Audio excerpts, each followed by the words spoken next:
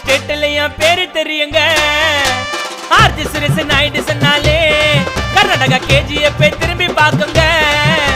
பிரச்சனைன்னு போய் நின்னா கட்சிக்கு அண்ணனோட குரல் ஒலிக்குது. எங்களோட வழி காட்டியே உன் பிறந்த நாள திருவிழாவை கொண்டாடப்போ